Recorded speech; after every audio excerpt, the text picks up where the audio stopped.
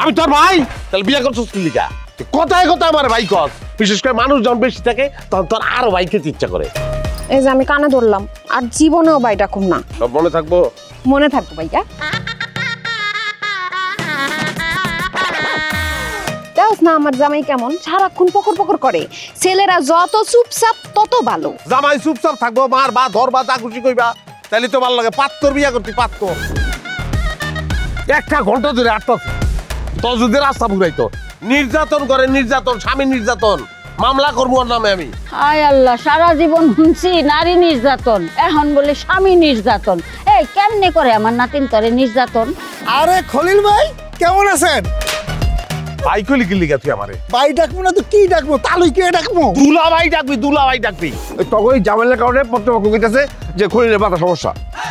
কি গল্প? আপনার পায়ে ধরি, আপনার দুইটা পায়ে ধরি। জামাই কন, জামাই কন, দুইটা পায়ে ধরি। তুমি সবসময় এমন করো কে খলিল ভাইয়া? কোথায় কোথায় রাগ করো? কি করলি তুই? পতি কবি, বর কবি, নাথ কবি, লাগলে অনাথ ক, অসুবিধা নাই। লাগলে কবি পোলার বাপ মাইয়ার বাপ এইভাবে ডাক দিবি। তো ভাইয়া কইছে আমার আল্লাহর রাস্তায় মাপ চাই।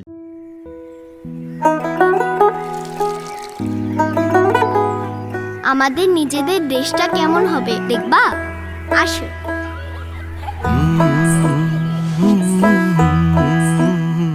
এই দেশটা হবে সবার দেশ। স্বপ্ন দেখা নতুন আশায় সবাই দেশের নিয়ম মেনে চলবে। আমাদের দেশটা হবে সবুজ সুন্দর, আর এখানে কেউ পচা কাজ করবে না। দেশটা আমাদের বুকের ভেতর রাখা আছে ভাই রে, ভাই রে। এই দেশে আমরা সবাই সমান। গাই রে। আমাদের স্বপ্নের দেশটা কেমন হবে বুঝছো?